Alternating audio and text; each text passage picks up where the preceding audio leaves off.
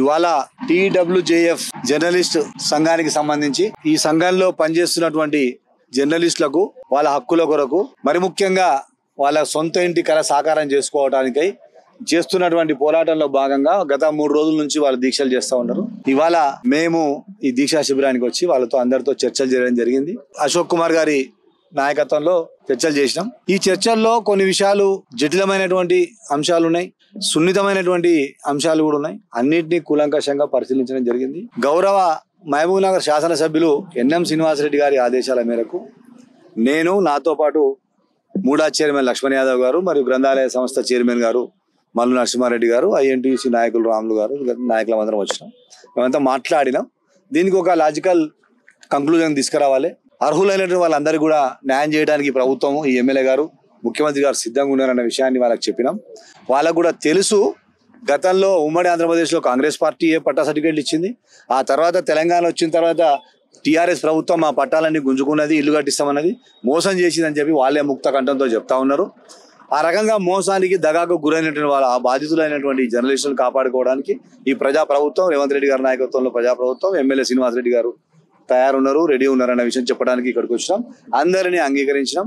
మరి ఇప్పుడు అధికారులతో మాట్లాడాల్సిన అవసరం ఉంది కనుక జిల్లా కలెక్టర్ గారికి కూడా ఒక రిక్వెస్ట్ చేస్తే, వారు యాక్చువల్గా నిన్ననే వారు వీళ్ళని అందరినీ కూడా రమ్మన్నారు. వారు తెలుసుకొని అరే ముందు మాట్లాడదాం రమ్మని అన్నారు. సరే, నిన్నటి కారణం ఏదో వీరు వెళ్ళలేదు కనుక ఇవాళ మేము మాట్లాడిన తర్వాత మరి అశోక్ గారు కానీ ఇక్కడ ఉన్నటువంటి వాళ్ళందరూ కూడా జర్నలిస్ట్ అందరూ కూడా సరే అన్న తప్పకుండా కలెక్టర్ గారి దగ్గర మేము వస్తాం, డెలిగేషన్ వస్తాం, మాట్లాడతాం అన్నారు.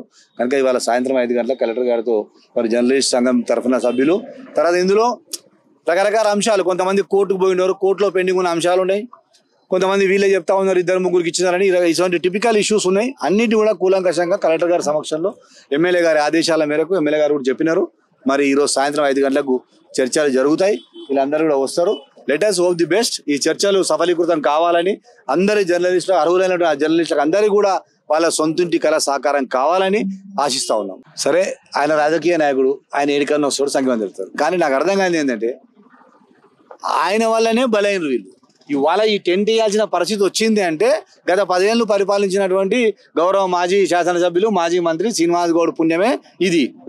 ఆయన చాలా మాట్లాడుతున్నారు, ఇస్తాము, పొరపాటు అవుతుంది, వాళ్ళకి ఇచ్చినాము, వీళ్ళకి ఇచ్చినాము, ఉంటే ఉండొచ్చు, వీళ్ళు ఏమేమో మాట్లాడుతున్నాయి. ఆయన ఇది పిచ్చిలేషన్లో మాట్లాడుతున్నాడు కనుక దాన్ని మేము తీవ్రంగా ఖండిస్తున్నాము. ఒక్క మాట చెప్తా ఉన్నాం, శ్రీనివాస్ గౌడ్కి ఒకవేళ నిజంగా చిత్తశుద్ధి ఉంటే మహబూబ్ నగర్లో పనిచేస్తున్నటువంటి జర్నలిస్టుల సంక్షేమం మీద 10 ఏళ్లల్లా ఆయన చేసింది న్యాయమా, అన్యాయమా, మోసమా తేల్చడానికి నేను బహిరంగ చర్చకు సిద్ధం. శ్రీనివాస్ గౌడ్ సిద్ధం అయితే రమ్మానండి. జర్నలిస్టులే సాక్ష్యం, జర్నలిస్టులే జడ్జిలు, మాట్లాడదాం. వాళ్ళ సంక్షేమం ఒక్క ఈ డబల్ బెడ్రూమ్ ఏదైనా మాట్లాడదాం. కనుక ఆయన ఏదో ముసలి కన్నీళ్ళు కాలవనీకి వచ్చి సిగ్గు తప్పి ఇదే టెంట్ల, ఇదే వ్యక్తులు, ఇదే నాయకులు, ఇదే జర్నలిస్టులను నేను అడ్రస్ చేసిన ఇక్కడ ధర్నా చేస్తే డబల్ బెడ్రూమ్ల కొరకు. వాళ్ళ హాయంలో ఇచ్చినటువంటి డబల్ బెడ్రూమ్లు వాళ్ళ హాయంలోనే కొన్ని క్రిమినల్ కేసులు అయినాయి, డబ్బులకు అమ్మడం అయినని. వాళ్ళ హాయం తర్వాత వాళ్ళ స్వయంగా వాళ్ళ తమ్ముడే ప్రభుత్వ భూములు అమ్ముకున్న కేసులో జైలుకు వచ్చిండు. ఇవన్నీ పరిస్థితులు ఉన్నాయి కనుకనే ప్రభుత్వం, ప్రజాప్రభుత్వం నిష్పక్షపాతంగా విచారణ చేస్తుంది, నిజమైన అర్హులా కాదా అని.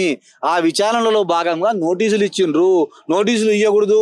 నేను అందరికీ ప్రజలను చిచ్చు పెట్టినట్టు మాట్లాడిన ఆయన గతాల ప్రజాపాలన అట్లా మాట్లాడకూడదు. మీరు తాళాలు వేయండి, తాళాలు వలగొట్టండి, మీరు ఇంట్లో ఉండండి, ఎవరైనా వస్తే అధికారుల మీద కేసు వేయండి, ఈ రకమైన తాకాళ్ళు చెప్పే మాట అతను అమ్ముకోమని కోడలు దులుగా, ఇది కరెక్ట్ కాదు. ఆయనకు తెలుసు ఆయన ఏం చేసిండు.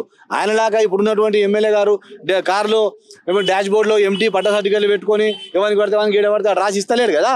అదే ఆయనకు బాధ. ఇచ్చేది ఉండే మేము ఇచ్చినా గెలకగానే అంటాడు. ఇంకో మాట కూడా అన్నాడు ఆయన, మేము ఇచ్చడం అయిపోయింది భయ, ఆయన ఏమన్నా అనుకోకు, అవన్నీ ఎందుకు గెలుపుతారు అంటున్నాడు. కానీ అట్లా కాదు. మేము ఎవరికి కొట్లాడ పెట్టే ఆలోచన మాకు లేదు. అందరికి న్యాయం చేయడానికి ప్రభుత్వం ఉంది. శ్రీనివాస్ గౌడే కొట్లాడ పెట్టిండు, శ్రీనివాస్ గౌడే పంచాయతీ పెట్టిండు, శ్రీనివాస్ గౌడే అసలు మేము ఇచ్చినాం తాళాలు, మేము ఇచ్చినాం పట్టాలు, నువ్వు ఎందుకు గుంజుకున్నావు అంటున్నావు కదా. అరే నాయన, కాంగ్రెస్ ప్రభుత్వంలో ఇచ్చినటువంటి పట్టాలు నువ్వు గుంజుకున్నావు కదా. నాట్ ఓన్లీ జర్నలిస్ట్, బీజోలో కూడా గుంజుకున్నాడు, గిరిస్థానపల్లిలో గుంజుకున్నాడు, ఎనుగొండలో గుంజుకున్నాడు, 25 సరవణంలో గుంజుకున్నాడు, మళ్ళీ కట్టించిండు ఇల్లు. మళ్ళీ సిగ్గు లేకుండా వచ్చి మళ్ళీ మాట్లాడతాడు. కనుక సిగ్గుచరం లేనటువంటి రాజకీయ నాయకులకు కావచ్చు, ఎవరికైనా కావచ్చు, ఏం మాట్లాడతామని వాళ్ళ గురించి మాట్లాడితే మనకే ఇబ్బంది.